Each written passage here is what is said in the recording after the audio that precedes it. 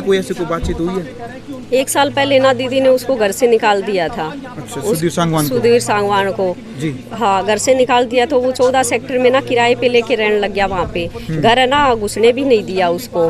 बाद में वो 2-4 दिन टिपे, हाथ पैर जोड़ के फिर वो आ गया घर। नहीं, पिए था वो, पिए था या फिर कोई और बातचीत थी? पिए था, उसका सारा काम वही संभालता था। आपको पता ही है राजनीति में वही बात भी, बनते तो होते ही है साथ में हेल्प करने के लिए।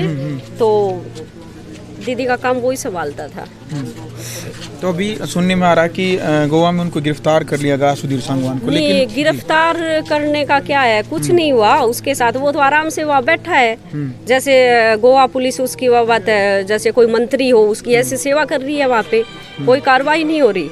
सोनाली फोगाट हमें तो ना सीबीआई जांच होनी चाहिए इस मैटर के ऊपर, और सारे अच्छे से ढंग से होनी चाहिए, और सुधीर के खिलाफ है ना मामला दर्ज होना चाहिए। आपके जो सोनाली फोगाट की सास से बातचीत की थी, उनका कहना है कि 1 महीने पहले भी खीर खिलाई गई थी। मैं वहीं पे थी, मैं वही थी। मैं जब वो खीर लेके आया, सुधीर नीचे किचन है जैसे, वहाँ से वो खीर लेके आया और दीदी को दी खाने के लिए। तो खीर खाते ही ना उसके हाथ पैर है ना जैसे काम करना बंद कर गए। बोली मेरे तो ऐसे ऐसे ना हाथ पैर ही नहीं उठ रहे, पता नहीं क्या हो गया।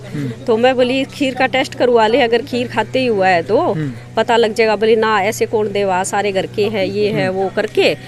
तो हमें तो शक था सुधीर के ऊपर, हम तो चाहते थे ये टेस्ट करवाए, लेकिन उसने नहीं करवाया। अभी भी मेरी माँ से बात हुई सोमवार को 7-8 बजे, तो मेरी माँ से भी यही बात कर रही थी कि माँ मेरे ना खाना खाने के बाद हाथ पैर काम करना बंद कर रही हैं। तो हमें तो यही शक है जी, उसको खाने में कुछ दिया करता वो।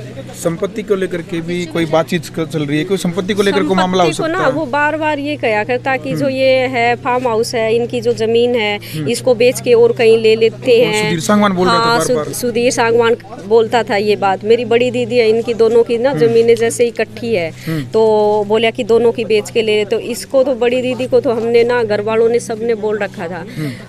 वो सोनाली को कहता है वो चलो समझदार है, वो अपने फैसले खुद लेगी, जो भी करेगी। लेकिन रेमन दीदी को हमने बोल रखा तू कुछ नहीं करेगी अपनी प्रॉपर्टी का, चाहे वो कुछ भी करे। ये बात हमने भी बोल रखी है, उसके ननदोई ने भी बोल रखी है, उसके भाइयों ने भी बोल रखी है। आप किसी से भी पूछ सकते हैं इस बारे में। वो ये जमीन ना बेचना चाहता था यहाँ से।